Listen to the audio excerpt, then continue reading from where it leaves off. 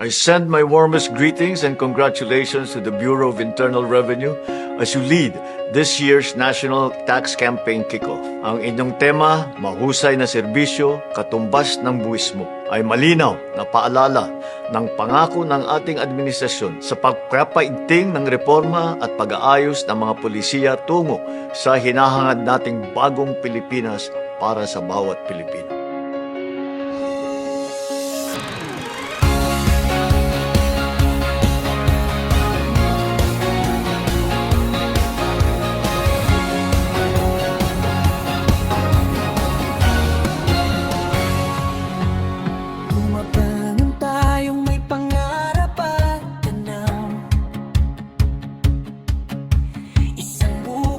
Mas maliwanag ang ilaw,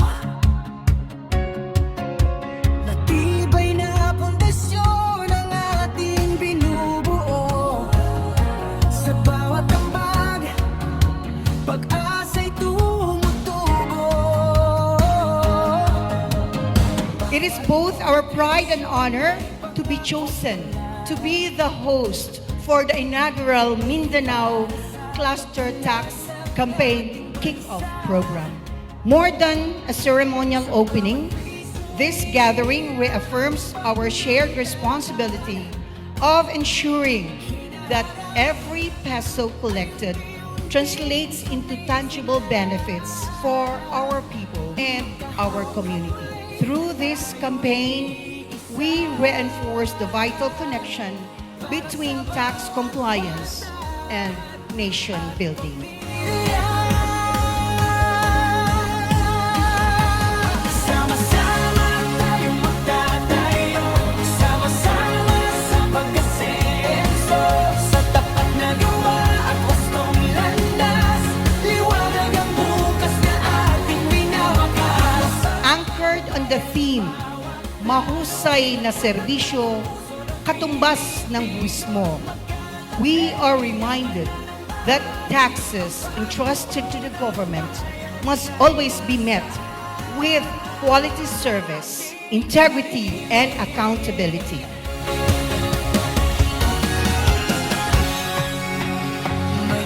Sa ating mga taxpayer na nagmula pa sa iba't ibang panig ng Mindanao upang makiisa sa ating tax campaign, maraming salamat po sa inyo. Alam kong hindi madali ang bumiyahe, ngunit naririto kayo.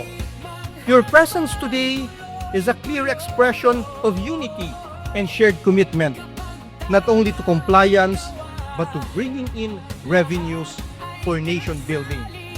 Kapag ang mga negosyo ay sumusunod ng tama at tapat, hindi lamang kita ang tumataas, tiwala ang nabubuo, sistema ang tumitibay, at bansa ang umuunlad. Under the leadership of our President, Ferdinand Marcos Jr., we are called to build a bagong Pilipinas, one where public service is efficient, transparent, and responsive to the people.